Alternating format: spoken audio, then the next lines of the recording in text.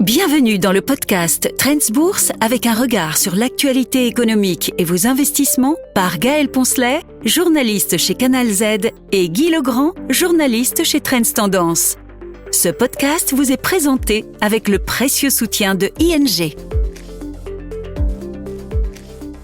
Bonjour à tous, ravi de vous retrouver pour ce nouveau numéro de Trends Bourse avec pas mal de grands événements évidemment à commenter. On ne peut pas ne pas évoquer ces résultats de Nvidia, la chute du Bitcoin et puis un petit mot aussi sur les résultats de KBC. Et je suis ravi cette semaine de retrouver Guy Legrand. Bonjour Guy. Bonjour Gaël, je suis ravi également. Guy, j'ai cru que vous alliez jamais rentrer de vacances. Je repars la semaine prochaine, donc j'ose à peine le dire. Quel honneur de vous avoir pour cet épisode. On en parlait. Je l'évoquais à l'instant. C'est un peu l'événement phare qui a éclipsé tout le reste. Ce sont ces résultats d'Nvidia. C'est vrai qu'on les attendait un petit peu comme un indicateur ultra important de ce secteur technologique qui est en proie à certains doutes actuellement. Grosso modo, ces résultats sont quand même assez bons. Mais oui, ils sont même très bons, comme de coutume, pourrait-on dire. Parce qu'en fait, en deux mots, troisième trimestre, c'est celui-là qui vient d'être annoncé. Troisième trimestre qui se termine le 26 octobre et qui est présenté par Nvidia comme son troisième trimestre 2026. Petite précision, des fois que certains ne comprendraient pas tout à fait la portée des communiqués de l'entreprise. Bon, c'est un peu spécial. Bon, bref, chiffre d'affaires en hausse de 62% sur un an, supérieur aux attentes. La marge brute a un petit peu reculé à un an d'écart, mais elle progressait par rapport au trimestre précédent. Bénéfice par action 1,3$, plus 67% sur un an. Donc oui, c'est très bon, comme d'habitude. Encore une fois. Alors comment justement on peut se dire que le marché qui réagit bien dans un premier temps, au final semble pas si convaincu que ça? Mais en fait, c'est vrai qu'il a bien réagi dans un premier temps. Donc, pour rappel, ces résultats ont été publiés après clôture du marché officiel, mercredi dernier, hors marché. Et les transactions qui ont suivi hors marché ont imprimé une hausse sensible à l'action Nvidia, plus 4-5% à peu près. Très bien. D'autant plus que le trimestre précédent, les résultats avaient été salués par une baisse de 3%. Donc voilà, le marché était bien disposé. Il faut dire qu'il a peut-être un peu surréagi parce que, comme vous l'avez signalé, on attendait ça avec impatience, avec est-ce qu'il y a une bulle dans l'intelligence artificielle? Nvidia va nous rassurer, probablement, espérons. Donc, on n'avait de vue que pour Nvidia, pour ses résultats et pour rassurer les marchés. Donc, bon résultat, supérieur aux attentes, très importante commande aussi, signalée par la direction. Donc, euphorie quasiment dans un premier temps, très bien.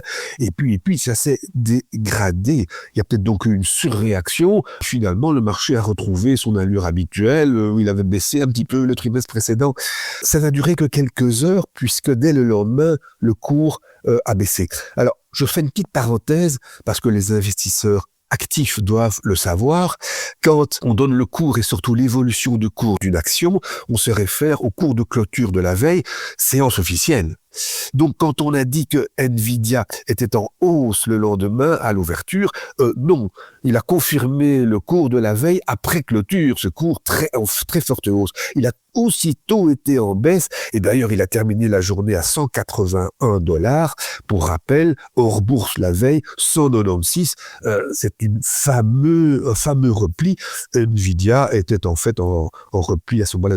13% sur 3 semaines, ça n'est pas mirobolant. Donc voilà, la petite euphorie a duré quelques heures seulement. Et on peut expliquer ce changement de mentalité, en tout cas de sentiment, d'émotion par rapport à Nvidia. Tu l'évoquais, il y a beaucoup de doutes autour du secteur techno pour le moment. C'est beaucoup de gens qui évoquent cette bulle technologique. C'est vrai que moi, je t'ai jamais posé la question directement. T'en penses quoi, toi, de l'idée de cette bulle? Mais cette bulle, en fait, on a beaucoup dit, et c'est vrai, qu'on ne pouvait pas comparer ça avec la bulle qui a éclaté en 2000. À l'époque, la plupart des entreprises qui étaient portées au nu, c'était l'Internet. C'était pas l'intelligence artificielle, évidemment, ça n'existait pas, enfin, on n'en parlait pas. La plupart de ces entreprises étaient balbutiantes, étaient en perte, certaines n'avaient même pas de chiffre d'affaires. Donc, il y avait très peu, on arrivait pour l'ensemble du marché à un rapport court-bénéfice de 80 selon les uns, de 130 selon les autres. On n'est pas là du tout à ce niveau-là aujourd'hui, qu'il s'agisse de Nvidia ou des autres technologiques, des autres sets magnifiques. Ces entreprises sont très rentables, leurs bénéfices sont monstrueux, pourrait-on dire. Elles sont chères, oui, mais à l'image de la croissance des bénéfices. Donc, il faudrait vraiment qu'il se passe quelque chose d'autre peut-être pour qu'on s'alarme. Cela étant, j'ai observé quand même quelque chose qui me paraît fort intéressant, c'est que c'est le gestionnaire d'actifs britannique Schroders qui a relevé ça. Quand on examine certains segments du marché sur les 9 premiers mois de l'année, il observe que la bourse technologique Nasdaq, les entreprises rentables ont progressé de 7%, donc par des cours de bourse, les entreprises non rentables de 18%. Même topo pour ces fameuses small et mid cap dont on espère beaucoup, les bénéficiaires ont progressé de 5%, les non bénéficiaires, dans le rouge donc, ont progressé de 12%. C'est ce qu'on doit comprendre. Alors, est-ce qu'on se dit, est-ce qu'il y a de bonnes raisons à ça? C'est pas évident du tout. La baisse des taux n'est pas gagnée. Le climat ne s'améliore pas ça. Il y a peut-être un effet de rattrapage. Oui, pourquoi rattrapage? Est-ce qu'il n'y a pas une bulle, effectivement, dans certains segments de marché? On peut difficilement juger pour l'intelligence artificielle, mais il est clair que la très belle hausse de la bourse américaine depuis 2 ans a mené à des situations peut-être effectivement de bulles, osons le dire quand même. Donc attention quand même, il y a des bulles apparemment. Alors, un secteur techno en proie au doute, ce n'est pas le seul non plus. C'est un sujet qui me tient à cœur, cette crypto-monnaie, en l'occurrence la reine des cryptos, le Bitcoin, qui a connu quelques jours difficiles et même du coup quelques semaines difficiles ces derniers temps. J'ai presque l'impression, alors je peux me tromper, mais est-ce qu'il n'y a pas là derrière une espèce de fin de mythe autour du Bitcoin? Mais oui, il y a une fin de mythe. Alors, petit rappel quand même pour fixer les idées, la fin de semaine dernière, il avait chuté à 84 000 $ venant d'un sommet de 126 000 début octobre, en cours de séance, 124 en clôture. Bon, ça fait un tiers de moins. Alors, un tiers de moins en cette semaine, ça j'appelle un crash, il faut quand même bien le dire, d'autant que la semaine dernière, moins 11%. Qui s'est un petit peu redressé depuis lors.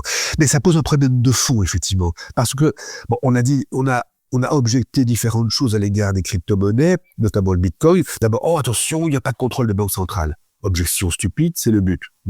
Deuxième objection, attention, c'est très spéculatif. On n'a jamais dit que c'était une alternative au carnet de dépôt. Oui, c'est spéculatif, ok. Même si on l'a de plus en plus présenté ces derniers temps comme vraiment un élément de patrimoine à mettre dans un portefeuille, soit. Mais ce qu'il y a surtout, c'est que la qualité supposée des crypto-monnaies, puisque justement elles dépendaient de rien, qu'elles tombaient du ciel, entre guillemets, c'était d'être décorrélées par rapport au marché. Et c'est à ce titre-là que certains ont conseillé de mettre du Bitcoin dans des portefeuilles, comme de l'or d'ailleurs. C'est décorrélé de l'allure de Wall Street, c'est décorrélé, un peu moins, de l'évolution des taux. Or, que s'est-il passé maintenant? Le Bitcoin chute au moment où la bourse recule parce qu'il y a un gros doute. À la limite, elle a l'air corrélée plutôt que décorrélée finalement. Alors, c'est vrai que le repli, pour ne pas dire la chute du Bitcoin, date de début octobre, quand les bourses étaient encore stables. Elle s'est accentuée avec la baisse toute récente de Wall Street et les gros doutes. Donc, y aurait-il corrélation avec le marché? En fait, oui, peut-être, mais surtout, ce n'est pas la première fois. On a observé ça début avril, lors du fameux Liberation Day, le petit cirque de ce cher Donald qui montre un tableau de droits de douane. Entre le 2 et le 8 avril de cette année, la bourse américaine, Standard & Poor's 500, a baissé de 12%, le Bitcoin de 11,4%. Il y avait corrélation parfaite entre le Bitcoin et le marché boursier. Alors, c'est très embêtant parce que, indépendamment de ces fluctuations, indépendamment de son aspect spéculatif, si le Bitcoin n'est pas décorrélé par rapport au marché, il perd la qualité essentielle qu'on lui attribue. Donc là, il y a un gros problème de fond, effectivement. Et c'est vrai qu'on se rend quand même compte depuis un petit temps que les investisseurs, en tout cas le cours du Bitcoin, est tout à fait sensible à des événements comme la Fed, comme le discours de Donald Trump ou un discours politique qui va faire réagir ce cours. Et puis on a parallèlement à ça aussi quand même une forme d'institutionnalisation de ce Bitcoin avec de plus en plus de gouvernements qui investissent.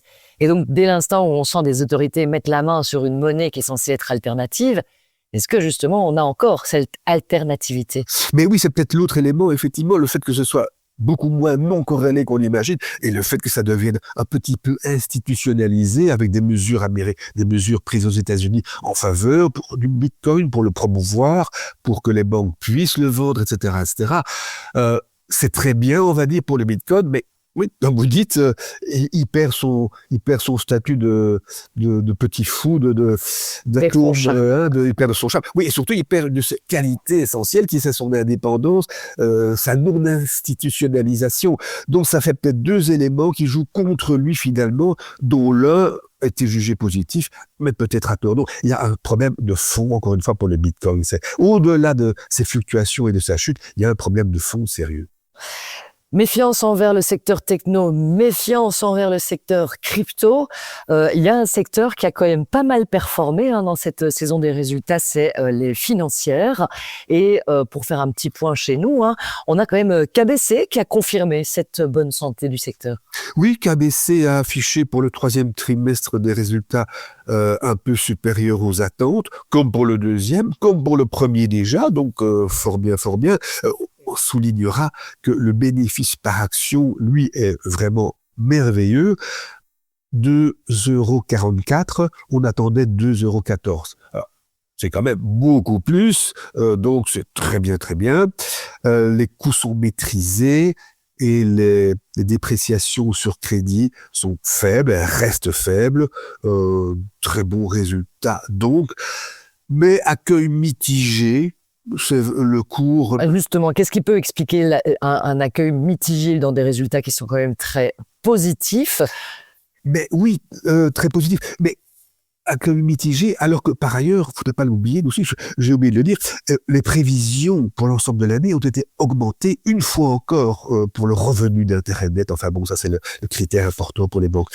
Ce qui peut expliquer le fait que le cours ait baissé d'un peu moins de 5% en 5 jours. C'est pas mal quand même, ouais. C'est une petite sanction, moi je trouve. Quand même une sanction, alors qu'il n'y a pas lieu a priori, au contraire. C'est vrai que, bon, le parcours de KBC est remarquable.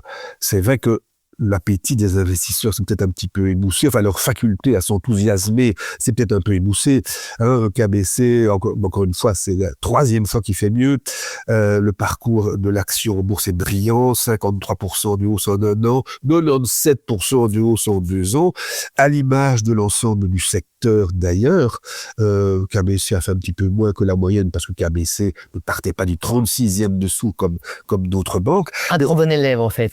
Le trop bon élève, effectivement, est moins félicité que le mauvais quand il fait des étincelles, quand il fait de bons résultats. C'est malheureusement souvent le cas, en effet. Petite chose à quand même à signaler, pour prendre la mesure de ce secteur financier, bancaire, plus précisément en Europe, le Stoxx, l'indice Stoxx 600 des banques, européennes donc, a, depuis 2002, fait mieux que l'indice des Magnificent Seven. Donc, le secteur bancaire européen a fait mieux sur 4 ans que la crème technologique américaine. C'est quand même pas vilain du tout. C'est peut-être ça d'ailleurs qui fait que aujourd'hui on est moins enthousiaste. Le secteur a tellement bien performé qu'il est un peu rentré dans les clous finalement. Donc il y a moins d'enthousiasme. Qu'en penser, je dirais d'emblée, bon, les analystes sont 8 à recommander KBC à l'achat, 10 à conserver, donc ils sont majoritaires, avec, les acheteurs sont minoritaires en tout cas, et 2 sont vendeurs. Donc finalement, les acheteurs sont minoritaires, comme je le disais, c'est quand même une chose à signaler. Et, nous sommes pas acheteurs non plus, parce que un élément qui est intéressant à relever, c'est le rapport, le PI, le cours-bénéfice n'a pas beaucoup d'intérêt pour une banque, beaucoup moins que pour d'autres valeurs. Le cours valeur comptable, 1,7. C'est bien payé, c'est logique, ça mérite d'être bien payé, KBC. Enfin, on vient de beaucoup moins que 1 pour le secteur bancaire dans son ensemble, y compris pour KBC. Donc c'est vrai que voilà, le secteur était très dévalorisé, il était revalorisé. On peut comprendre qu'on court plus derrière et qu'on réagisse un peu mollement quand tout va bien. Nous sommes d'avis qu'on peut s'alléger, en tout cas en KBC. J'ai l'impression qu'on a quand même un marché un peu blasé ces derniers temps. Quelles leçons finalement on pourrait retenir de toute cette actualité? Mais c'est vrai que le marché est blasé au niveau des résultats, et ça c'est un peu embêtant parce que on estime que c'est quand même après la baisse des taux d'intérêt qui est terminée depuis un certain temps, quand même au niveau des taux à long terme, c'était la bonne tenue des résultats, des bénéfices qui était le catalyseur.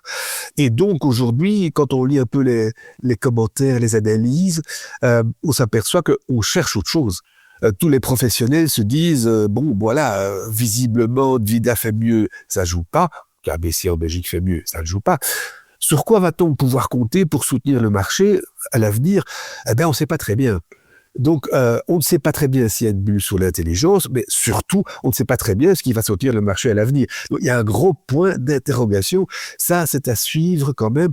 Si on le découvre un jour, on sera rassuré. Si on ne le découvre pas, il faudra quand même sérieusement commencer à se méfier. Un manque de catalyseur dont il faut faire attention et rester prudent. Ah oui, tout à fait. Merci beaucoup, Guy, en tout cas, pour cette analyse. Et donc, bonnes vacances dans 15 jours. Hein. Et on se retrouve certainement l'année prochaine, au moins. Probablement, avec plaisir en tout cas. Merci. Nous écoutons maintenant l'intervention d'un expert en investissement de ING avec son analyse de la situation économique actuelle. Bonjour à tous. Alors cette semaine, je vous propose d'évoquer un secteur dont nous avons récemment augmenté le poids dans notre allocation d'actifs, celui des services aux collectivités, plus connu sous son nom anglais, les utilities. Alors ce secteur affiche l'une des meilleures performances depuis le début de l'année et pourtant il reste attractivement valorisé puisqu'il se négocie à 16,5 fois les bénéfices attendus contre 19,3 pour le marché dans son ensemble. Alors les bonnes performances du secteur s'expliquent notamment par l'explosion de la demande d'électricité liée elle-même au déploiement de l'intelligence artificielle qui implique la construction de nombreux data centers. Aux États-Unis, on construit aujourd'hui presque autant de data centers que d'immeubles de bureaux. Et ces data centers consomment l'équivalent de la consommation annuelle d'électricité de la Thaïlande, soit 200 TWh par an. Et ce n'est qu'un début puisque l'Agence internationale de l'énergie s'attend à un doublement de cette consommation d'ici 2030. Alors, à cela s'ajoute l'intérêt croissant des investisseurs pour les crypto-monnaies qui entraînent aussi une consommation accrue d'énergie pour le minage du Bitcoin notamment, lequel consomme également l'équivalent de la consommation électrique annuelle de la Thaïlande. Alors malgré ces perspectives de croissance, le secteur des utilities reste considéré comme défensif et plutôt comme value, c'est-à-dire qu'en cas de baisse des marchés ou de ralentissement économique inattendu, il devrait reculer moins que les autres car il offre des revenus stables et prévisibles grâce à des contrats réglementés ou à long terme et que la demande reste relativement constante même en période de ralentissement conjoncturel. Le secteur bénéficie aussi d'un rendement attractif avec un dividende d'environ 4%, ce qui est particulièrement intéressant dans un cycle de baisse de taux comme celui que nous connaissons actuellement. Enfin, il permet d'investir dans les énergies renouvelables et la décarbonation de notre société. C'est pour toutes ces raisons que nous avons récemment augmenté notre exposition à ce secteur. Je vous donne rendez-vous dans 2 semaines pour de nouvelles convictions d'investissement. Merci. Voilà pour cet épisode du podcast Trends Bourse. Vous trouverez plus d'astuces, de conseils et d'analyses pour vos investissements chaque semaine dans Trends Tendance.